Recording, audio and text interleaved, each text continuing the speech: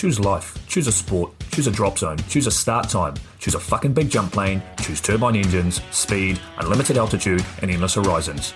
Choose height, no low turns, and travel insurance. Choose jump tickets. Choose tiny action cameras. Choose your mates. Choose a rig and matching helmet. Choose swoop shorts and a range of fucking fabrics. Choose 120 vertical speed and wondering who the fuck you are on a Sunday morning. Choose sitting on that couch, watching debriefs, spirit-saving slow-mos, smashing beers after last load. Choose standing on the podium at the end of it all. Choose a wing you'll love every time. And the reasons? There are no reasons. Who needs reasons when you fly NZ Aerosports? Of course, I absolutely love the NZ Aerosports business model. I mean, come on. One glance at an Icarus fuck yeah sticker and you know it lines up perfectly with the fucking pilot mentality. But outside their wonderful use of colorful language and a great company vibe, there's a long list of reasons to say NZ Aerosports, fuck yeah. NZ Aerosports blows me away right out of the gate as a canopy manufacturer with a bold offer. They give you 10 jumps on your brand new nylon to decide if you want to keep it, swap it out, or even return it for a refund. I mean, seriously, how incredible is that? That's like getting halfway through a prom and deciding you prefer the slightly racier date that goes down faster. Seriously, they do that. If you're not madly in love with your new canopy after 10 jumps, they'll let you swap it out for another size or model, or even get your money back. And the range of canopies they've got? Man, they've got a style canopy to fit every jumper and every situation with models you know and trust, like the Sapphire 3, the perfect choice for the beginner or intermediate canopy pilot. The Crossfire 3, when you're ready to kick it up that elliptical notch. The JFX 2, if you're looking to up your new swoop game. The Leia as the workhorse and dirtwater dirt beast, or the Petra. The Petra cranks out crazy power and is nothing short of a record breaker. But hey, it's not always about speed either. Take the Kraken. Built as a low pack volume canopy specifically with wingsuiting in mind, she gives you all the performance you're looking for with the reliability you need that'll have you itching for that next formation, rodeo, or puffy cloud. So the equipment is top of the line kick-ass stuff as you already know, but how about the team? Well, the customer service gang is there to sort you out whenever you need them. Maddie and Beto are always there to help with Jen holding the reins. They're available for you at sales@nzaerosports.com, and they've got a kick-ass live chat tool on the website if you're wanting to hit someone up right away. These are the crew you're going to want to talk to get those custom orders in. With the stock nylon, once you know what you want, they'll have that shit on a FedEx truck as soon as the credit card machine says approved and get you in the air in no time. For your custom orders, you'll be able to get a time frame for building and shipping when you design it, so get to it. And demos. They've got demos in the US available from their partner Rock Sky Market. The whole US demo fleet is there with Sapphire 3, Crossfire 3, Kraken, JFX2, and Leia canopies in a range of sizes. They also offer student and tandem demos in the US. Bottom line, every step of the way, NZ Aerosports is there to get you what you need, and I personally couldn't be happier to be teamed up with them here on Lunatic Fringe. And now, time to get started with Lunatic Fringe Into the Void, brought to you proudly by NZ Aerosports. Fuck yeah!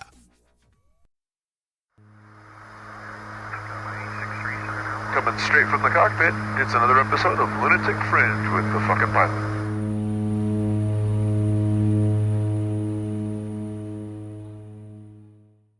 Ready, set, go!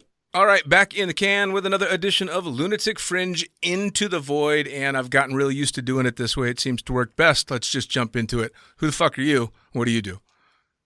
Hi, I'm Jarno Cordia, originally from the Netherlands, these days living in Switzerland since about 2 years now.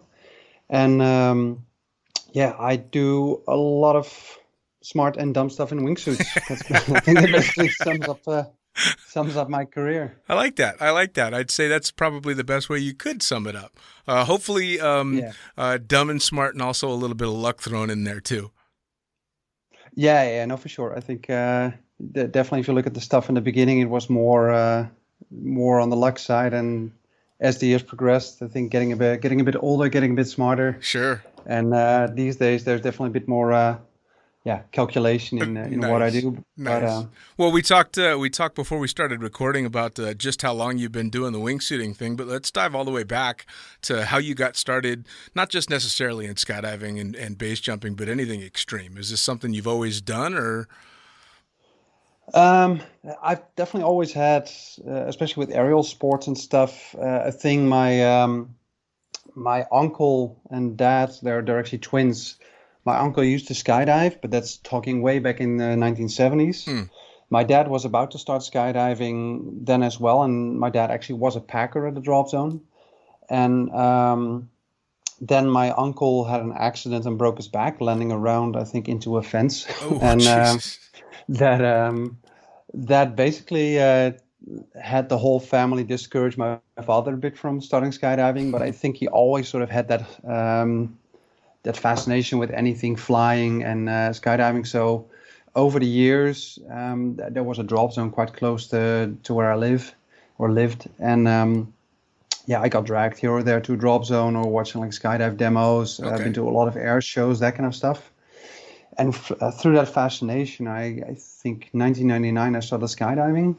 Okay. Did always have like a thing with other sports. Like I've done, I would almost say pretty much everything one way or another. Sure. But skydiving definitely was the thing that got me hooked. And very slowly that started.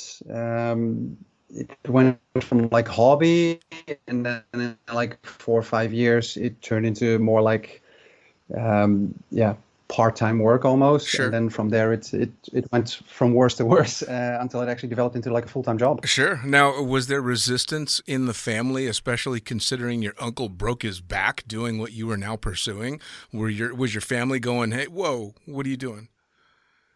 I think from my mother's side, there was definitely when I had like 15 jumps and I started doing like two ways and that kind of thing. I sort of got the question like, are you sure you want to like already start now making it more and more crazy, jumping with other people and stuff? But at the same time, she was the one, she's quite a good seamstress and has actually helped with adjusting a few wingsuits and stuff over the years as well. But I think when I had like 30 jumps, she actually made my first jumpsuit. So there, I think from the family side, there's been nothing but support always. And I think in general also. Isn't it funny how you get pushback from the family initially, but inevitably they end up either at least accepting it, but most of the time, like bragging about it to other people that their crazy son does this or that or the other thing. So what they were so resistant to, next thing you know, they're like secretly bragging to all their friends. Yeah. And at the same time, it's sometimes very sort of fun, humbling, where you post something on Instagram or something that you think looks very cool. And then like your mom is the first to comment like, are you being careful or something? It's like, Mom, I'm being cool for my friends. I think that's kind of that inside joke though, right? With skydivers, we all kind of giggle. Every once in a while, my dad will put something up on Facebook, and in the classic old man style, everything's in capital letters, and he's not really sure what he's talking about. And you just kind of shake your head and go, all right, well, at least my friends are going to get a good giggle out of this. Yeah. No, I think in general, even though, it's there, I think it's good to have a lot of people around you that sort of keep you grounded in that stuff, because it's, you can be a very famous person in the sport, but the moment you take one step out of a drop zone, there is not a single person that knows who you are or thinks of you as anything else but like a lunatic that is dealing with some suicidal issues. So. Right. That was always one of the things that used to come up too, and people would bring up, what's the end game in skydiving, and what successes do you think you're going to get out of this? Because you're the best at this super obscure thing that you do, and people can't figure out why you do it in the first place, and it's very difficult to explain to people that don't jump. No, and I think even inside the sport, like the motivations vary a lot. For some, it's really just an escape from like their normal thing, or even I think maybe to some a way to be special in a way that they're perhaps not in their normal day job or life. Sure. But I think for me the main attraction is actually just having goals in what you do, be it competitive or be it like in personal skills. So for me, most of the flying that I have to actually say we do as a team. Because I would really say 99.9% of all the jumps I do at the moment with Jenna, who's basically like my partner in or really everything I do. And there I think we both really have the motivation to just constantly be better. And it's be it like the way a gymnast treats the sport, or somebody doing parkour or whatever other sport. I think for us, having those training goals where we want to achieve a certain something, that is to me what makes the flying a lot of fun. And even though just jumping out of the plane and randomly doing stuff, it still excites me and still makes me enjoy everything. But Sure. there's definitely always, with everything we do, there's a bit of a goal behind it. Like in base jumping, my personal thing is really the camera work. Like I really get a big kick out of getting a really good shot. Sure. And yeah, we and I think the weird thing is, like, I think to a lot of people that kind of focus on actually treating it always as like training, almost like the way like a swimmer trains for the Olympics. Sure. But I think to us that training is actually what the fun is. And even though like when we go to the wind tunnel in Sweden, the wingsuit tunnel, and we during like the week that we coach there, we always try to at least fly an hour or 2 hours for ourselves as well to train, to keep the skills up, so we have stuff to teach. Sure. But at the same time, it's we never come out of the tunnel like 100% satisfied, but it's always more in a way where it's like, oh, this could be better, that can be more efficient. And Sure. and there it's really nice because I definitely have a big focus on like video in everything I do, which comes from my previous job where originally I'm actually a 3D animator, special effects artist, and doing like a lot of stuff with basically with camera, graphics, that kind of stuff. Okay. So yeah, basically there is almost not a thing that I do that is not on camera, which is funny because Jenna has the complete opposite thing. She's really about enjoying the jump and really Sure. doesn't give a hoot about what is on video. Sure. Which definitely has been a thing that I sort of also had to learn, and actually now enjoy a lot more. Like most of the base jumps we do are completely without cameras. Sure. Well, now when you got started in the sport, you obviously, if you are a 3D animator and have some serious education behind you, you were doing other stuff besides just jumping out of airplanes. So how did that all blend together when you started jumping? Apparently you were going to school and all this. So how'd you end up just jumping off cliffs and shooting videos? Well, actually, I started jumping. I have to do the math, but yeah, basically judging the gray hairs, I think I'm quite old at the moment. I started jumping when I was 21 or something like that. So I'd already finished school. I was actually done with school quite early because Wow. from a young age, I knew what I wanted to do. So I think I was 17 when I was already done, and then already working for a small TV station. Oh, wow. Doing like editing and that kind of stuff. I started in 2000. I started jumping in 1999. Mm-hmm. But in 2005 is where I basically started my own company, 3D animation stuff, and together with back then a friend, and that actually grew to like having 2 people working for us and a small office in Rotterdam in Holland. Oh, wow. And actually not being too unsuccessful doing stuff like editing, little animation, special effects work for video clips, that kind of stuff. Wow. But being like my own boss, it also allowed me to sort of do this thing where I would work like an idiot for two weeks in a row. And then if there was no work, instead of just sitting in an office, I would actually go away for 2 weeks, 3 weeks. So started to plan the work a little bit where it developed basically from having like a full-time job to, I think the whole self-employment thing for me was always a way to sort of try and work smarter, not harder. Sure, and, sure. And even though I would have loved to work in skydiving right from the start, I do believe that working like packing on the drop zone or that kind of stuff,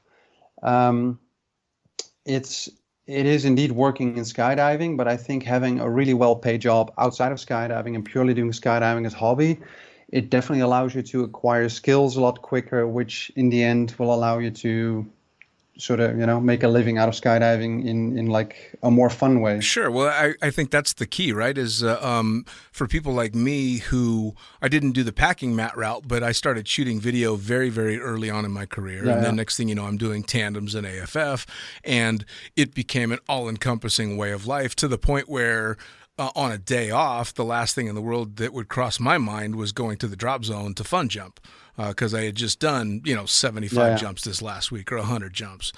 So I think doing it that way, you keep that.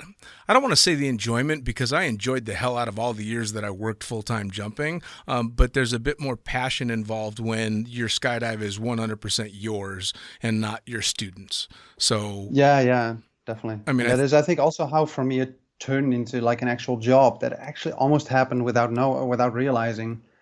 I started wingsuiting basically winter 2003, and then so that's now, what is it, 19 years ago, 18 years ago, and that's the thing I always hate now about this age. Like when you register on a website, you have to scroll back so far to find your birth year. Oh, tell me about it.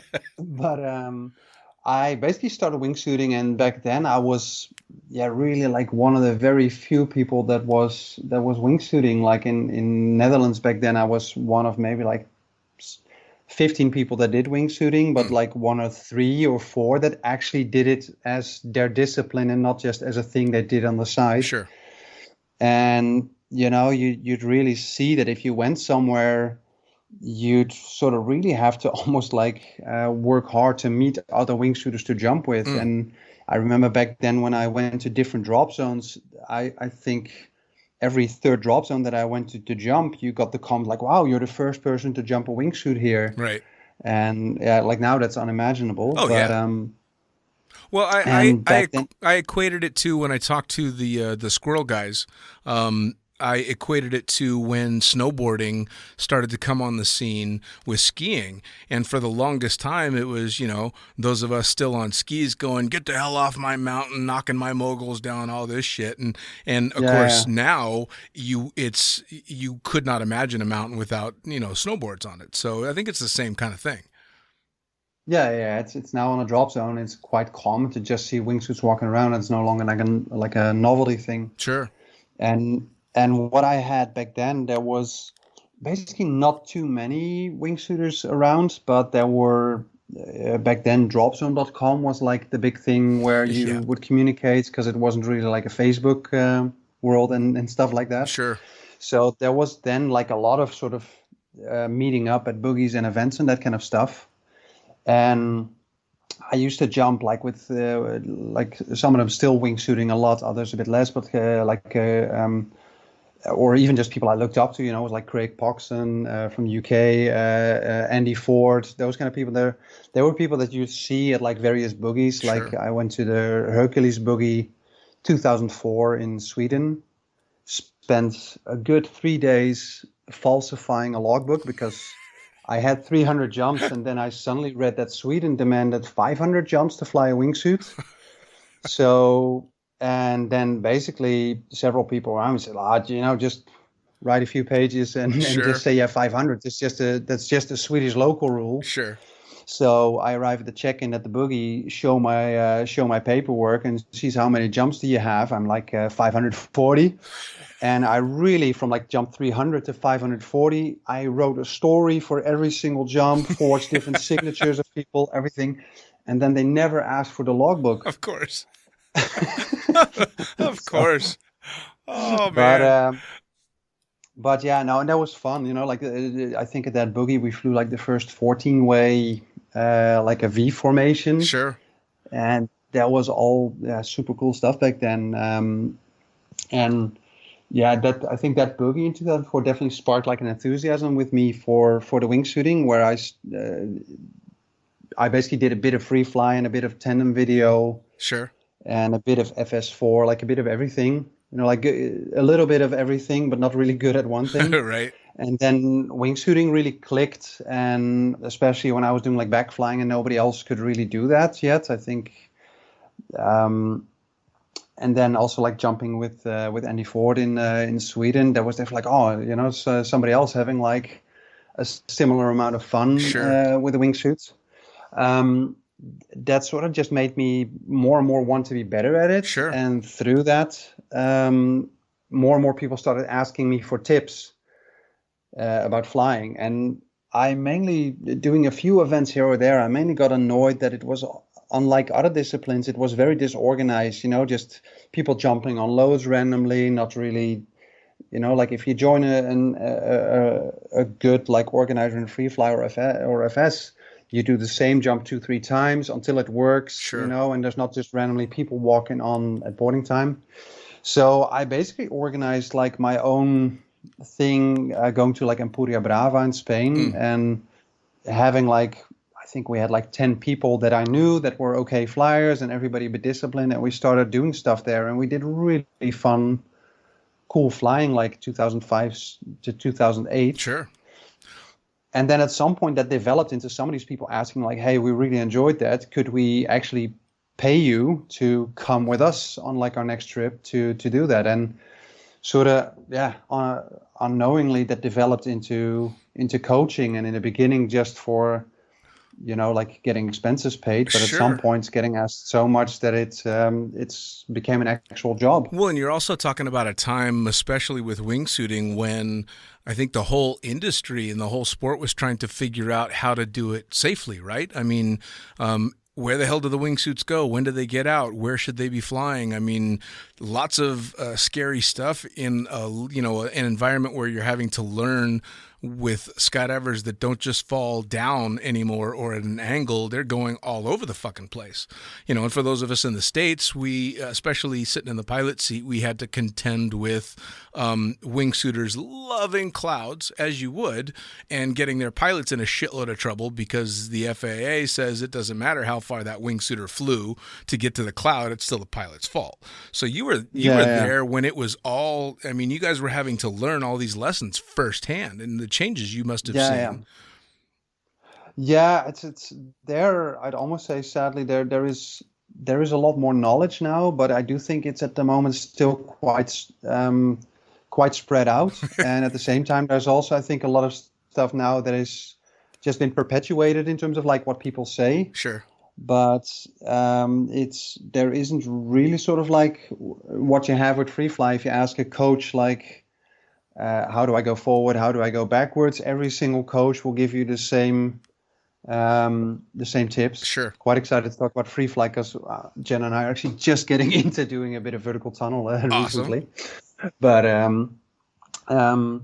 if you ask like a wingsuit coach, like how do I do this or that, there's several ones that can give really good like meta advice, like do this with your shoulder, do this with the arm, do this with your angle. But a lot of the sort of stuff you hear currently in wingsuiting is still sort of like more like you're attending a yoga class, like, feel the speed and go with the angle, feel the flow and that kind of stuff. So I think wingsuit compared to other disciplines still, I think, has a long way that it can go. And I think especially in what's possible, if you look at like the amount of dedicated, repetitive training that FS and free fly teams or individuals do on certain things, I think there's very few wingsuit skydivers or base jumpers that put that amount of dedication into like just repeating one single task to get super precise at it. So I do still think that wingsuit now is at a point where free fly was 20 years ago, and I still think if we could fast forward 20 years, it probably still has a very long way to go. And I don't mean that we're now in the Stone Age. I just mean that I think there's still so much room for growth. I think what you can do. I think the progression's just going to continue. I mean, as an outsider, I've seen it just, these huge strides, at least to me. Obviously, to somebody like you that's in it every day, it seems to be coming a little bit slower, but it's people like you that are doing the coaching and teaching people that helps that along quite a lot. And I'd imagine too, because you started coaching in wingsuiting so early on, that had to have improved your flying exponentially as well, right? I mean, yeah, it's there. It made me, but that was actually almost the other way around. Like I was already before through sort of my work obsession with video, like any second of video I got, and like way back there, back 2004, 5, 6. Finding like somebody else that jumped wingsuit and then on top of that somebody else that jumped camera was almost like a rarity. Right. So any video that I got, I definitely sort of overanalyzed and 2006, I started jumping with a friend here in Holland, and we actually formed like the team name that we still use, the Fly Like Brick, which at that point was a joke, but at the moment it's sort of become the brand I name. think it's great. And yeah, I think at the time our website read like Fly Like Brick is a wingsuit team. Fly Like Brick is our Indian name.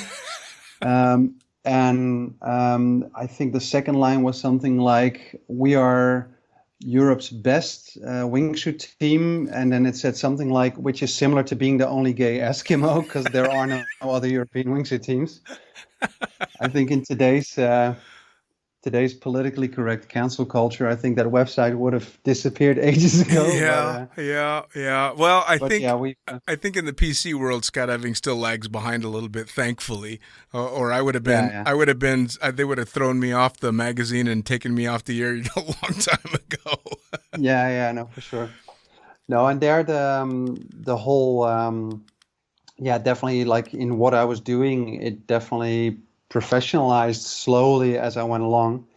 And I think just through my own passion for doing like nicely edited videos on everything I did, I think I sort of got quite a bit of I think following or popularity is Sure. too big a word, but you definitely noticed that I was getting a bit noticed through just all the nicely edited videos. Sure. Which also with some people created a very incorrect image of what the videos, of course, are all the edited good moments. Sure. But of course, there's a lot of crap, Sure. like bad flying, bad transitions and stuff that doesn't make it into the videos. Sure, of course. But yeah, and I think that for me is still a big thing. Like I still love trying to capture what we do on camera and make like nicely edited videos of it. That's still like that whole visual aspect for me is still a big thing. Well, and of course, you were ahead of the game before social media was what it is now, because now if you don't have a good visual presence in social media, you're fucked.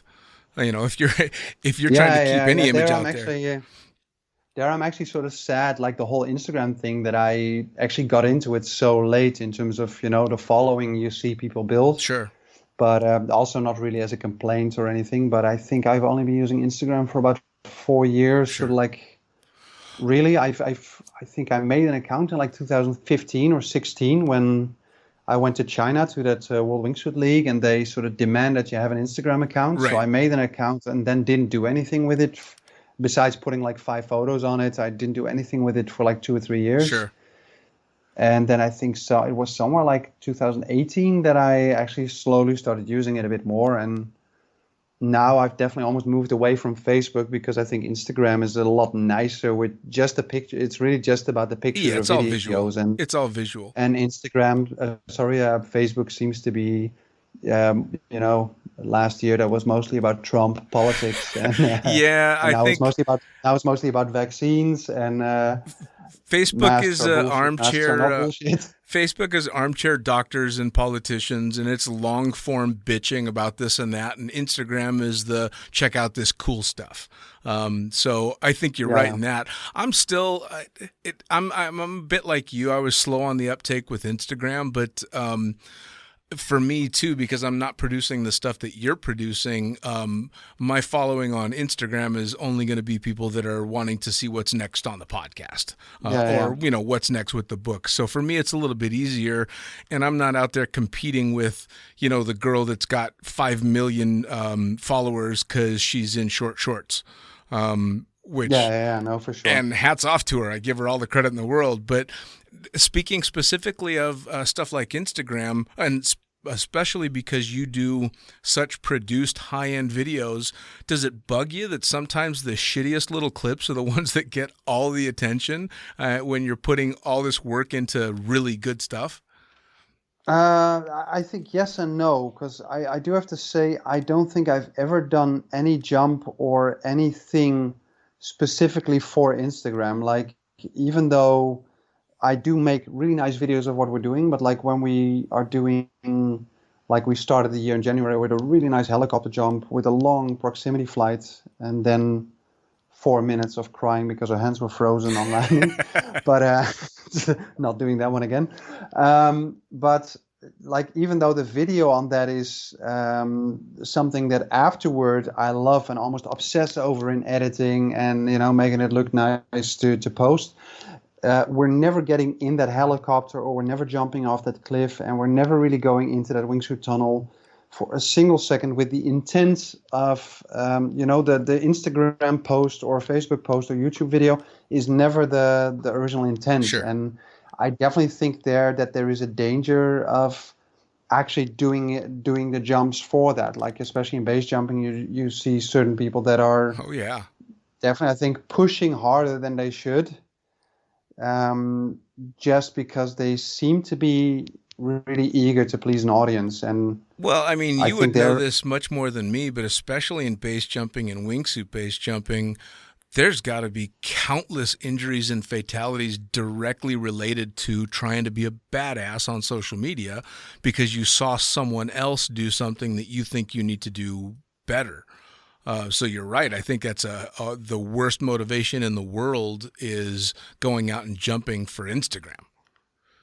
Yeah, and I think in general, like, social media is quite easy to get a bit of sort of like not even social media, but just internet in general. It's easy to sort of develop a very unhealthy relationship with it. And I have to say, I think the last 2 years, 3 years, I'm definitely doing a lot better with that. But I definitely also had a period, and I think that for me that was almost like 2010 to 2015, where I was way too invested about, the choice of suit that I jumped, the style of flying I did, and, almost getting into like argument, or not almost, just actually getting into arguments online with people, where now and that has definitely been Jenna that has sort of helped me ask, like, why the hell are you even spending time on this Right. when you could actually just be sipping a wine and watching a movie at home? Why would you sit there and Sure. spend time online arguing with strangers on the internet? Yeah, no, I agree. I agree. In fact, the one of the best things in the world for me was starting the podcast and having to do an Instagram and Facebook specifically for the podcast and the books and stuff, because it turned into a bit of a job, and my personal time on social media, not including the Trump era, backed down dramatically. And I will admit that I got way too deep into it with the political stuff. But now my personal social media footprint is very, very small. It's all just about the work that I'm doing. So I kind of am there with you. Yeah, it's I think the last 3-4 years, I thankfully haven't had like personal life. I think we're both trying to keep that fully sort of off limits for online, and mainly try to just almost trying to treat internet like a post only thing. Of course, you do, especially with wingsuit stuff, try to stay a bit up to date with what everyone's doing, both from a point of inspiration. Sure. As from the competitive side, seeing what other teams are doing, to see if we need to step it up ourselves. Sure. Now, talk to me about competing in wingsuiting, because I will admit that I don't know a whole lot about what's involved in the competitions. So the competitions, there've basically been all kinds of competitions from the get-go in wingsuiting. Various competitions, even some formats that are no longer there. One of the very first formats was, of course, the whole competitive flying thing with the GPS. And that was also something that in the beginning I definitely was a bit more invested in, because I really, there's definitely, I definitely have a bit more of a nerdy side than Jenna has in the team when it comes to like all that GPS stuff. But around 2008, we came up with like a competitive format for acrobatics, which was basically a bit copied from like free fly. So two competitors, and then one cameraman, and having a set of simple figures. And the first competition we organized in Skydive Spa in Belgium, and that was actually attended by like Tony from Tony Suits, Robert Pechnik from Phoenix Fly, and Nice. And that was a really super nice event, because I think there was I think we had something like 10 teams or 11 teams in total, and Wow. and everybody was there. There was not a single thing. Everybody saw it as a fun thing instead of as a competitive thing. And that event basically was organized annually, sort of as the international acrobatic wingsuit competition. Nice. It originally was called the Artistic Wingsuit Competition, but then once in, I think, 2015-16, slowly that process started of trying to get the format accepted into the FAI, or Sure. now the IPC, I think now ISC. Um, parachuting is not modern. Right. It's, but back then, I think the first comment from the ISC was like, please drop the word artistic, because like any discipline that had like artistic stuff in it has had a long history of basically, people arguing about the subjective side of it. Yep. So, Yep. but no, and then that format entered the ISC, and slowly like the acrobatic competition started. It did cause a big drop in participation because it was such a small discipline. A lot of the teams entering were actually mixed nationalities. Mm. And of course, ISC, it needs to be one nationality. And that actually meant that after all the work I put in to actually get it into like an official format or like official acceptance, and together with other people like from the US, Zach Schroedel, which I probably pronounce a bit too Dutch, but or German, but Jacques Schroedel and a few others really put a lot of work into trying to get that format ready for the ISC acceptance. And then at that point, I was no longer allowed to compete in the format because at the time my teammate was Belgium, and even though for me that was a 1.5 hour drive, I wasn't allowed to compete with that guy. Jeez. But somebody that's from Alaska and somebody that's from Hawaii, they're from the same country, so Sure. they're allowed to compete together. But through all kinds of weird travels in life, a lot of bad life decisions, I definitely hit a bit of a low spot in my life, and then actually came in contact with Jenna, who both from the side of jumping really sort of reignited the flame and turned my jumping from doing almost full-time like boogies and things everywhere to mainly doing the work in the wingsuit tunnel, which at that point had just started for about a year. Sure. And together with her, figured out a lot of the stuff that we're actually at right now that's being taught in the wingsuit tunnel. And because I started more and more being with her in Switzerland to the point where, now I'm spending roughly 90% of the year in Switzerland. Sure. Actually was able 2 years ago to start competing for Switzerland. That's been amazing. Actually, sort of being allowed to compete in the format that I sort of had a part in actually developing. Right. After all this time. And Jenna there had exactly the same drive I had in terms of wanting to be better, and we will spend in the wingsuit tunnel sometimes an hour of flying just on getting one certain dock or one certain move like really like tightly into the hand, or like trying to not fly faster but trying to fly like cleaner and more effective and just getting better, and that whole sort of competitive drive has been amazing. And I think at the moment in the current state of the world, both of us are equally frustrated because we love the wingsuit tunnel, but we're both aching to really go somewhere and do like a good 100 jumps to actually, start training for the Mondial, which hopefully is happening this August. Yeah, hopefully. Now, in regard to the tunnel, before we started recording, I had said that I still have yet to put on a wingsuit and get out and jump. And you kind of laughed and said, yeah, don't, just come to the tunnel. So tell me about the tunnel and why the tunnel would be, for anybody that's listening that's like me, that maybe has been jumping a long time but has never put on a wingsuit. Why is that tunnel a good way to start? Well, I think two things. Like, I think one, if you suck at FS, you get coaching. If you suck at free fly, you get coaching. If you suck at a wingsuit, people tell you to buy a bigger suit or a different pilot suit or a different rig or open the corners again. It's a very gear-focused discipline. Sure. And I think the really nice thing about the tunnel is that the slightly scary part of like the wingsuit jumping, where everybody has this fear of like cutaways and other things, even though, it's not needed. In the last, like I've had in 4,500 wingsuit jumps, I've had 2 actual cutaways, and The last one was a good 2,000 jumps ago. It's like it's not needed, but definitely it can be a scary thing. And Sure. I think for a lot of people, it can take the enjoyment out of it the first few jumps. And the wingsuit tunnel, it allows somebody to come there and really just focus on the flying.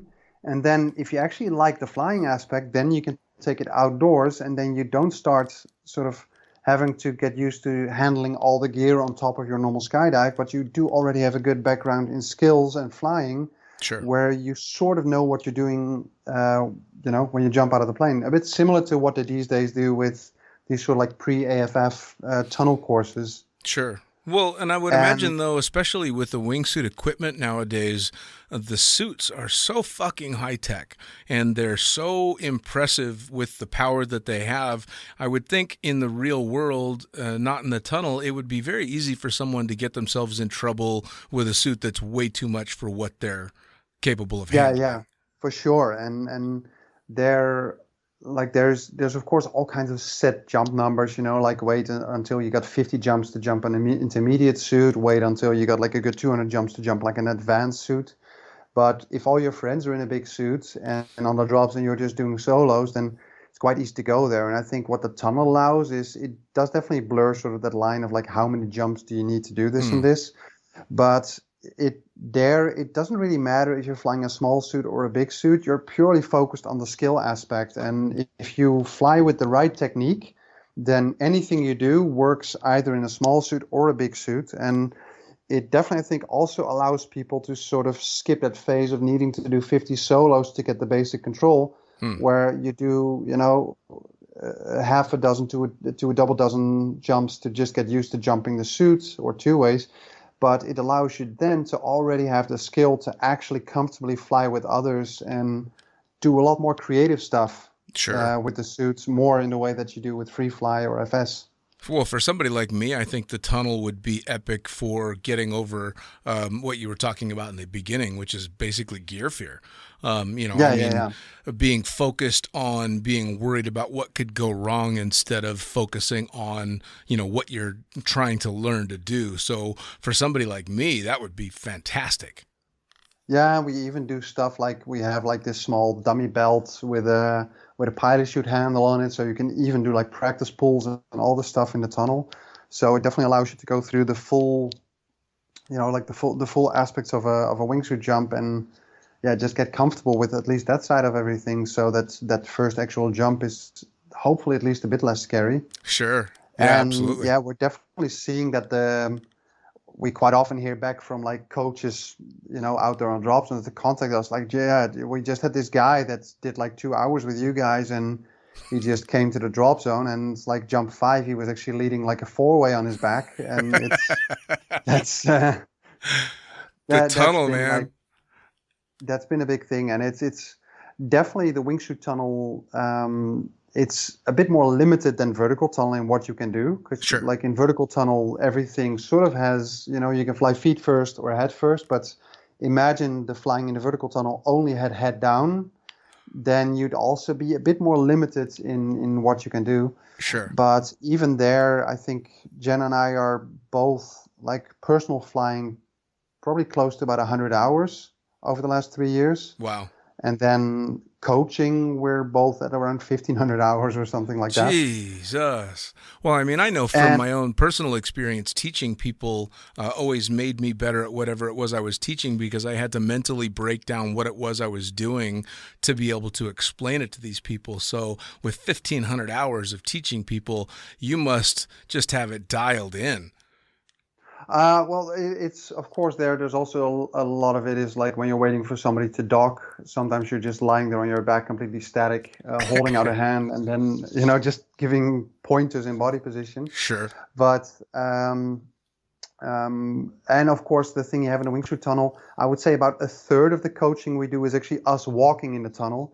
But that is also what makes it so much nicer, because like teaching somebody back flying, normally they would jump out of the plane, and if they basically screw up the exit, or they're bending the legs down and they're basically going down, spiraling down like water down the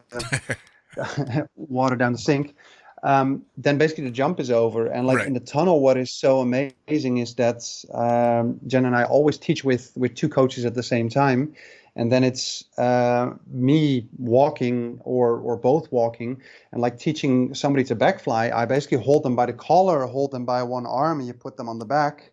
And then Jenna flies in a wingsuit next to them and basically shows them what to do. And you can really do that thing where if somebody's flying a bit bent, I just grab the head and put it in the right position. And Right. in the sky, you're happy if people are even watching you, when you're coaching somebody. So there, if you're actually looking at like from a coaching point of view, I get to actually on a daily basis, I get to teach about, like 3-4 hours worth of flying. So if you put it in jumps, I think Jen and I have done like each like 15,000 jumps worth of coaching in the tunnel. Which is amazing. And they're having done like the full-time jumping thing for many years. You end up going to a drop zone, and sometimes you just sit around all day waiting for weather. So it's also from like a time effective thing. It's Sure. really nice, and same with weather, of course, not being weather dependent. Yeah, no doubt. Now, do you have a bunch of base jumpers heading your way looking to learn the wingsuit skills to take to the mountains? Yeah, for sure. It's. I definitely think there is the biggest interest seems to be mainly from the skydiving side, the people with like formation flying or acro stuff Sure. in mind. I do think most base jumpers could learn a lot, but I think too many are focused purely on like the performance aspect, where Sure. like the agility side of things, learning to steer with the most minimal corrections, learning to actually fly slow and fast, which some people see as a disadvantage, but actually learning to fly different speeds at the same glide, where in the sky, a lot of people, if they slow down, they start to degrade the glide, and learning exactly where your stall point is, those kind of things I think are actually super valuable. Sure. And especially in exits where where things are not going fully in control. If you look at some of the other people coaching in the tunnel as well, either freelance or internal, if you see those people skydiving or base jumping, you see that there's a sort of where people are not flailing when things go wrong. It is always in any stage of the jump, base jump or skydive, everything is in control. Sure. And I think there, the amount of flying you can do, it can definitely, and I think especially for base jumping, teach you a lot of stuff about just the really fine skills in Sure. terms of, or the really fine motor skills in terms of control. Sure. Well, I know in talking to Nick Scalabrino and Matt Munting, a part of the reason that they are as successful and as dialed in as they are on a lot of their base jumps is because of the free flying background of Nick. And they jump. They are also, I think, if you're looking at the people that are actually doing the amazing stuff, they are just flying a lot. And like if you look at Matt and Nick, they basically, if they're not on a cliff with a wingsuit, they're on a plane with a wingsuit. Sure. And if they're not doing that, then they're free flying or doing other stuff. But it's in the end, people start, especially in base jumping, a lot of people, like they asked me like what my experience was or what Jenna's experience was when we started. And I had about 2,500 wingsuit jumps when I started with base. Jenna had, I think, 2,000 plus, like a good 500 hours in the wingsuit tunnel. And then people say like, holy shit, that's a lot. But if you look at somebody that has like 100 wingsuit skydives or 200 wingsuit skydives and wants to start wingsuit base jumping, imagine entering a martial arts tournament with 3 hours of martial arts experience. Sure. Or running a marathon, and it's like, I've been running like a total of 3 hours in the last few weeks or the last 2 years. Right. If you're looking at actual practice time, regardless if it's skydiving or base jumping, you're not getting a lot of practice time out of it.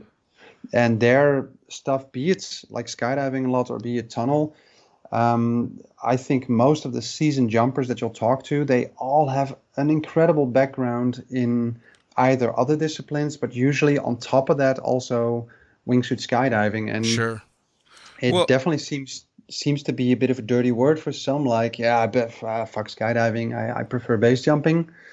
But if you see like the stuff we manage, like Jen and I, like when we're jumping like in Lauterbrunnen, which is not the highest cliffs in the world, but the stuff we managed to do there off like a low cliff in like a 10-14 second flight, we're actually doing quite a lot of acro stuff. Sure. Where other people are just spending, they're running up and down 10 times a day, but they're basically repeating the same mistake 50 times, trying and then hoping for a different outcome. Sure.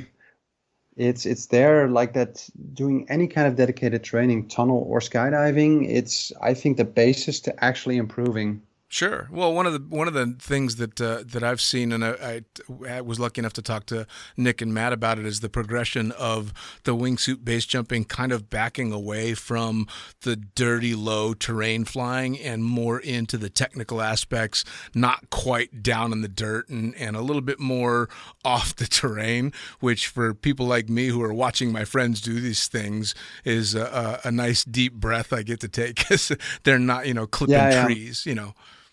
No, and there's a lot of things like I really enjoy with camera work, flying with basically a bit longer lenses. Like instead of like a fisheye thing, you fly with something like say like 35 or even 50 millimeter. Sure. And then the type of flights that Jenna and I do are never really close to terrain, but with basically careful lens selection, the visual you get is actually one that gives a lot more speed, and it gives the illusion of proximity without actually going into like the whole dangerous side. And like if it's about, thankfully that game ended a bit, but that whole game of like who can fly lowest and closest, it's like everybody on the base fatality list won that competition. So it's there is, like I think if it's about who can fly closest and live, I think Jeb Corl is sort of is the undisputed winner.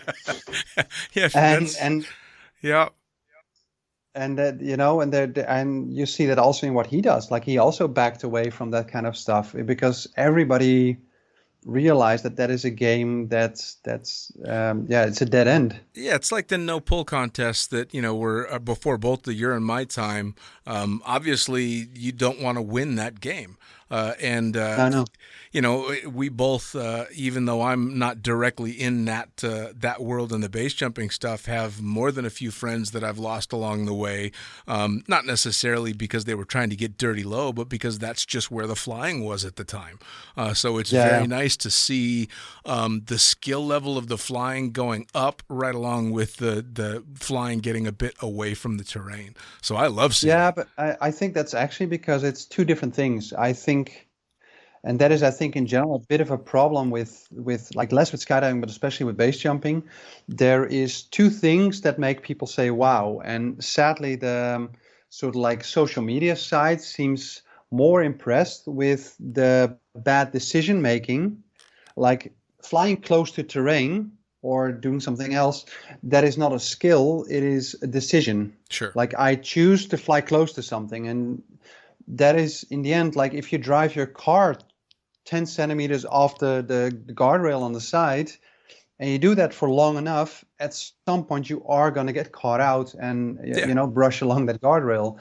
And that is the same thing with it's purely a decision to fly close, and somebody that flies super low, you're basically applauding like, wow, he's stupid, and not saying that all the stuff in the past that was low is stupid. Like some stuff was done with a lot of skill. Sure. But we sadly live in a world where if you watch anybody doing like something, and like even looking at Matt and Nick, probably the videos they do where they are flying close to terrain probably get viewed more than the skydives where they're doing various acro stuff, where if you look at the skydives and the acro stuff, that is actually on a technical level and training and skill level way more difficult than actual base jumping stuff. But still there seems to be too much appreciation for that.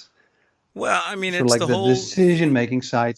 It's the whole fascination with threading the needle and potential death and injury. I mean, people are they're attracted to it for horrible reasons. I mean, I'm sure you've seen it over all the years, and I just talked about this with Junior and Omar, that every time there was a fatality at a drop zone, you see a spike in business because people are attracted to that kind of thing. And so that's the dirty low flying and all that stuff. It just draws people in. And I was always freaked out watching those videos because regardless of how skillful the pilot might be, something well out of their control could take them out of it. I mean, when you've only got a few feet to spare, it's not your skill anymore. It's just dumb luck.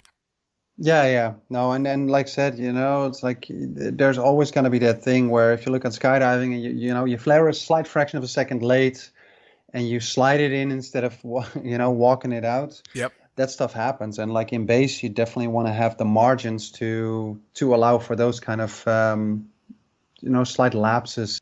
As we're hopefully getting through all this COVID crap, and the world is starting to, fingers crossed, move forward, what's coming next? Do you have competitions that are coming up, training, trips? What comes up for you guys? I think for Jenna and myself, at the moment, the Mondial, and hoping that's going to be August in Russia, and otherwise, most likely, if it gets postponed, it's going to be next year. I think Eloy, the World Championships or World Cup or whatever it's going to be. Sure. That is definitely our main aim in flying. On the side, we're still doing various things. Like we managed to shoot some stunts for a Netflix movie project. Nice. Last May.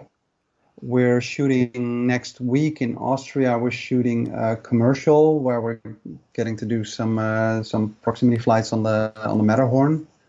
Wow. So there's still quite a few sort of fun things in the near future for us. But the competitive flying and training in the tunnel and in the sky, that is our main thing. We're really eager to go to the US for 2-3 weeks to do like a combination of personal training and offering one-on-one coaching, because we're definitely getting a lot of requests for that. So, and depending on like the timing, that's either going to be something we probably do at Eloy or Elsinore or Sure. Paris, one of those 3 drop zones. And next to that, there's just a lot of fun jumping for us, which for us is base jumping, which is like for us both the thing where we're not really coaching, we're not doing anything that's purely like leisure, purely fun, and just enjoying being out in nature. Yeah, you said your base jumps, you basically shut the cameras off now and just go play. Yeah, we do of course here or there film something, but I would say that's probably like more than 2/3 of our jumps. We're not really rolling cameras, or if we're rolling a camera, it's purely something that is on, not with the intent of doing any actual filming, and then actually also not really doing any filming like actively during jumping. So it's got to be very freeing. It is definitely, and that is also in skydiving.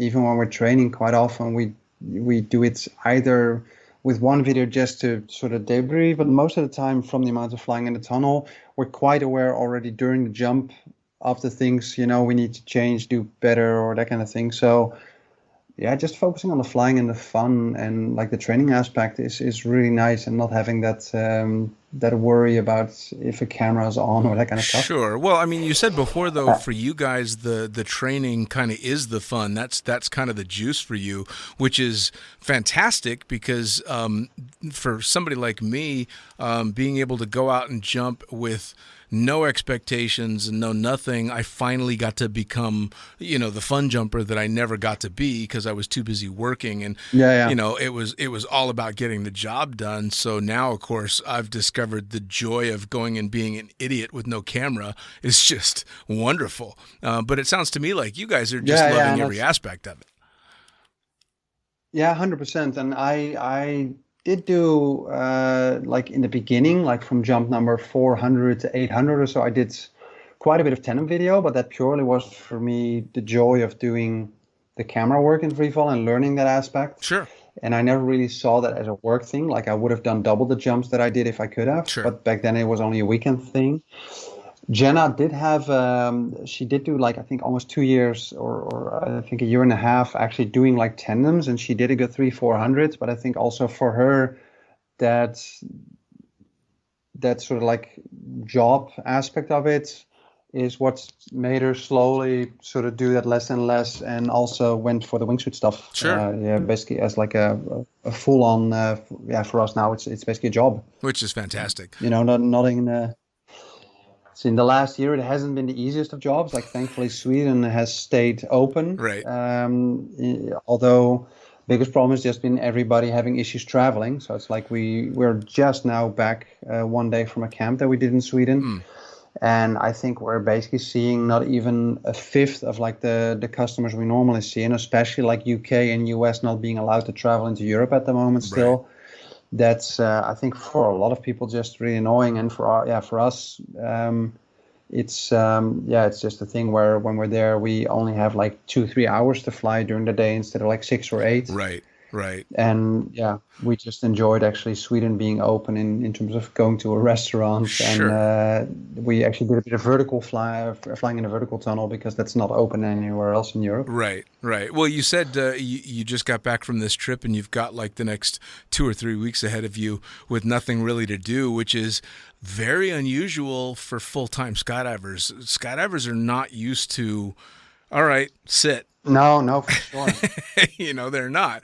Even if they don't travel, even if it's somebody that's just at their home drop zone, they're not used to, no, stay on the ground, sit there, and just behave yourself. It's a very difficult thing.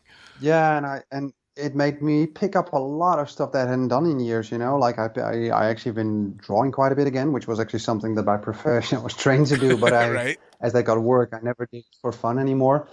Actually, 2004 already, I started writing down all the things in wingsuit flying that I thought were like cool to put to paper because there was nothing. And I did put out like various videos, little tutorials and those kind of things. And they were always, like well watched and everything. Over the years, I think I wrote a good 60 pages of what was intended to be like my wingsuit book that I wanted to publish. Sure. But then that was basically written from like 2004 up to 2012, 13 or something. But then that died a very lonely death on a hard drive somewhere. Basically, it's still there, but just didn't continue on it. And now last March, I basically picked that whole project up, read what I wrote back then, but fully tossed it and started from scratch. Nice. And started actually writing on it's always been a bit of a dream to like actually, publish a book, do a TED talk. Those are sort of like the little cool things that you sort of hope to do at some point. And that book project now, I'm in basically writing the last 3 chapters, and I'm now almost 300 pages in. Amazing. And the aim is to actually publish that like end of March. So this month, so I'm putting a bit of pressure on myself to actually finish that in time. That's fantastic, man. I'll tell you what, And, that's such a huge accomplishment, especially considering the span of time that you're talking about. Yeah, and I think it also I definitely also got a bit sportier again during the whole lockdown, right? Which is also good because I definitely got a bit more on the pudgy side, and you do want to keep fitting in those wingsuits. And like especially having a girlfriend / teammate that is insanely fit and sporty in everything she does. If she's flying with Mr. Toad next to her, that's not going to help. So there, I definitely had to sort of step up and get a bit fitter, get a bit lighter and stuff. Nice. To actually just as a team to fly successfully together. Well, hopefully you guys will be ready to tear it up once the world stops spinning off axis and gets back to normal, or at least a little bit. Yeah, we hope so too. And there are also like various other things. Like there's the already quite a few years flew with a wingsuit with jet engines on like jet boots. Yeah, I actually wanted to talk to you about that. I saw going through your Instagram a picture of you with that setup, and that looks pretty fucking intense, man. It's not too bad. I also have to say I wasn't actually the first one doing that. It was actually a Finnish guy, Visa Parviana, which I'm probably pronouncing shitty, which I should be ashamed of because my name is actually Finnish apparently. But so I should at least know how to pronounce something Finnish. But he was the first one to actually jump with like the jet engines on the boots, and he actually already then managed like sustained level flight and climb. So what I did up to this point was basically copying what he did, but not actually sort of taking the next step yet. So I did in total only 4 flights with the setup because it was quite a pricey thing every time to organize, which thankfully a friend of mine owns a hot air balloon and sort of, sponsored a lot in what I did there. Sure. But we're at the moment through like a company that actually builds acrobatic airplanes, building the next setup, which is essentially going to be like a small, almost think of it like a jet backpack or like a baby version of the Jetman style wing. Okay. That Fred and Vince and Yves Rossi have have basically made quite famous. Sure. But my goal is not to basically fly a wing, but I want to actually fly a wingsuit, but just with that push in the back where you can actually fly level and climb sustained. Sure. And doing that with the noise of jet engines. So, and they're, it sounds like a dentist drill from hell when you hear that. It's like those jet turbines, they spin at, I think it's 19,000 RPM. Yeah. And it's an insane sound. Like even 2-3 kilometers away, you still hear that. Yeah, it's got quite a whine to it. I've heard them. And it's I think that's going to be quite cool. So it's the aim is in 2-3 months to start doing some tunnel testing with basically a version of the jetpack without the motors in it. Nice. Then starting some skydives with it also without the motors, and then actually through like end of season to hopefully start. And most of what I'm saying now with the jet stuff is it's not the priority. The priority is really competitive training, sure. And all this stuff is more fun on the side. And that is the aim, so like post World Championships, to have that stuff to focus on more. Nice. But then, hopefully also have some very cool stuff to show and do. Well, I'd say you've got a full calendar when it finally opens back up, so that you've got more than 1 or 2 things to keep going for sure. So now, no, and they're. I've always been, one of staying busy. For sure. Now, share with everybody your social media, how they track you. Also, tell people how they can get a hold of you for training in the tunnel and kind of following all your adventures. That way, they know where they're going. So, for our team side is. Team Fly Like Brick, and that is the same on all media. So it's like Facebook or Instagram. If you basically follow Team Fly Like Brick or you check flyLikeBrick.com, you can find all the information about the tunnel camps. We do a camp every month, besides July, August, because then it's just way too toasty in that tunnel, and it's nicer to be outside. Sure. But we're basically open to all levels of flying. So somebody with 0 skydives, 0 anything can come to the tunnels. Somebody with 1,000 wingsuit jumps, and we definitely believe we have something to teach anyone at any level. Check out the dates and the camps and all the info on our website. My personal Instagram is Cordia, which is not Scottish heritage or anything. It's just my middle initials of my middle names. Cool. But Cordia on both Facebook, Instagram, and YouTube, and that's also where you find like all the videos on basically what we're doing. Awesome. Well, I'll tell you what, I can't wait to check out not just the jetpack stuff, but to see you guys get back in the air for competitions, because I know that's what you're chomping at the bit for. So I very much look forward to tracking your progress. Yeah, more than welcome. Again, it's something we just love to do, and the more people we get excited for that, the more the discipline, I think, at an official level can grow as well. Yeah, so more people to play with. The more competition we have, the better. So we hope other people also get into this stuff and make life hard for us. Awesome. Well, hey, I'll tell you, as always, I cannot thank you enough for taking the time to sit down and share some of this with me.